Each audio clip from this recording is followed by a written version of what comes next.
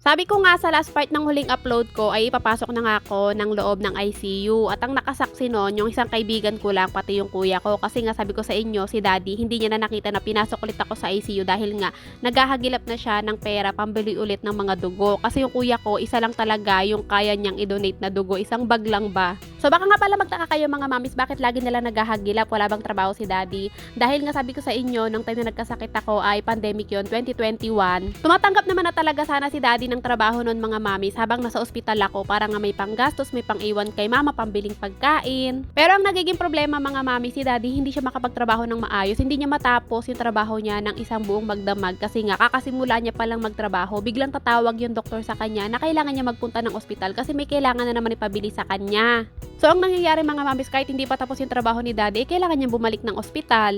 Pero bait pa rin naman yung mga nakasama ni daddy sa trabaho dahil nga matagal niya ng mga kasama yun, hindi pa niya ako kilala yung mga katrabaho or mga kakilala niya na yung mga yon. Kaya kahit hindi natatapos si daddy yung trabaho or yung gig niya nung araw na yon, binibigay pa rin sa kanya ng buo yung sahod niya. So mabalik na nga tayo dun mga mamis sa ipinasok na ako ulit ng ICU nang wala si daddy kasi nga kung antayin pa si daddy, ano na lang mangyayari sa akin, baka doon ako abutan sa ward.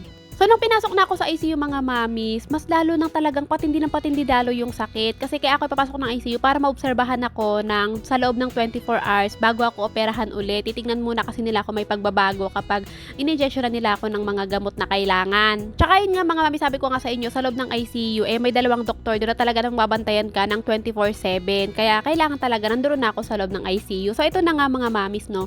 Sabi ko nga sa inyo, pagkapasok sa akin sa ICU, talagang mas lalo nang tumindi yung sakit.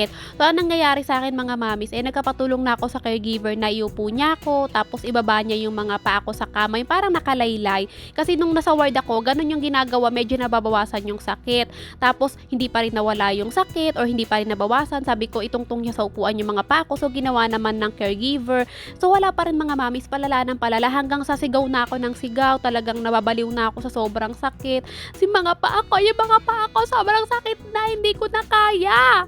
So, ganun yung mga sinasabi ko noon mga mamis. Tapos nagagalit na sa akin yung sa doktor. Sabihan niya ako na, wag kang sumigaw.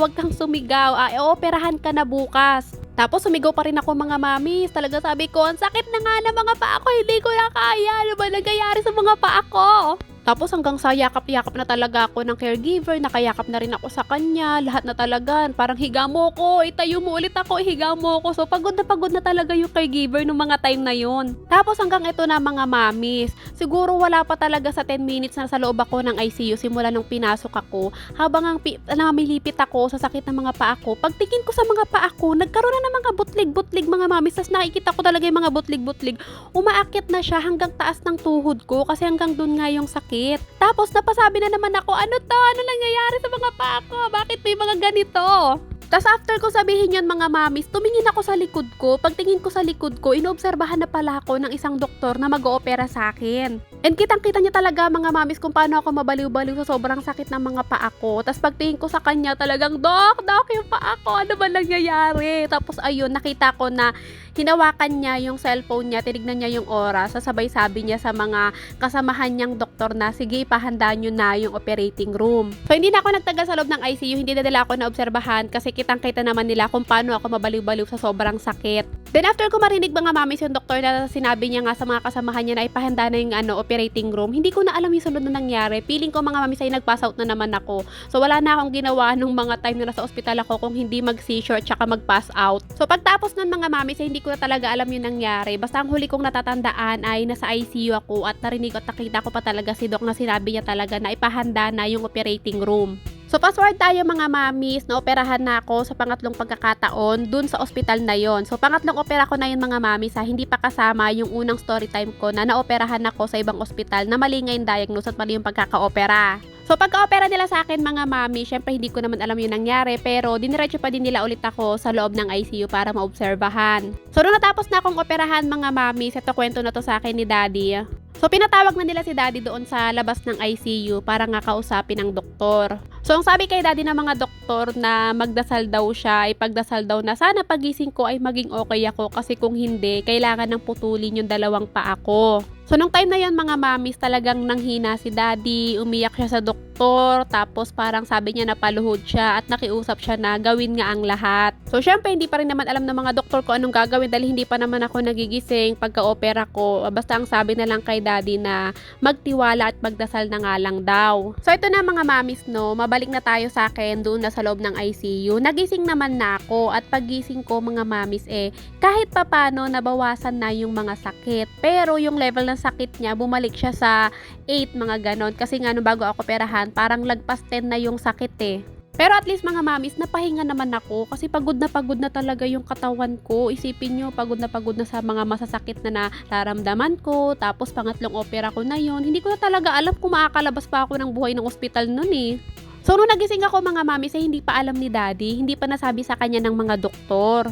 Nalaman niya mga mamis na nagising na ako kinabukasan na. So kinabukasan mga mamis, kinuusap siya ng mga doktor at pinatawag na ulit siya doon sa labas ng ICU at sinabihan siya na okay na nga daw na hindi ko na kailangan ulit operahan para putulin yung mga paa ko. Tapos alam niyo mga mamis, siguro naawa na rin talaga yung mga doktor sa amin, lalong-lalo na nga kay daddy na malayo niya lang ako natatanaw. Alam niyo pinayagan nila si daddy na pumasok sa ICU, pinagsuot lang nila ng face shield, face mask, tapos parang may gown din na sinuot si daddy. Tapos paglapit sa akin ni daddy dun sa kama ko sa loob ng ICU, sabi ko sa kanya ayoko na pagod na ako. Pero alam niyo mga mami, si daddy kasi mga mami, siya talaga yung lakas ko Sobrang galing niya talaga magpalakas ng loob ko.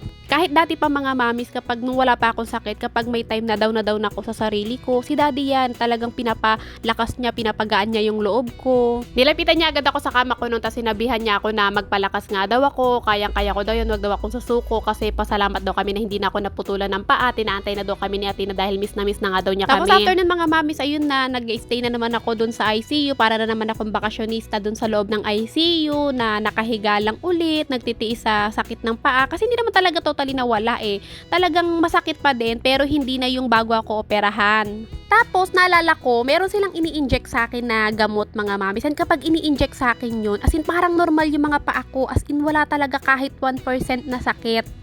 Yun pala mga mamis pinabili nila yun kay daddy. Resetahan nila si daddy na bilihin nga yung gamot na ini-inject na yun sa akin. Pero alam ko, yung gamot na yun mga mamis talagang sobrang taas ng dosage nun.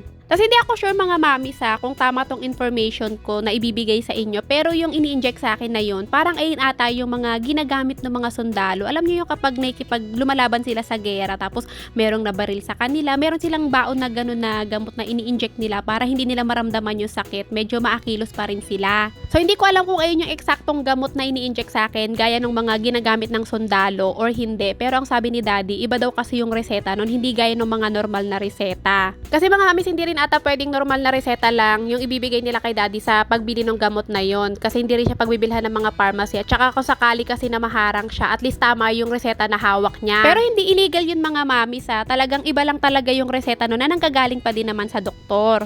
So itutuloy ko na lang ulit yung kwento ko mga mamis sa next upload ko tungkol sa gamot na yan na ini-inject sa akin para guminhawa yung pakiramdam ko at ano bang nangyari sa akin ulit after kong operahan sa pangatlong pagkakataon.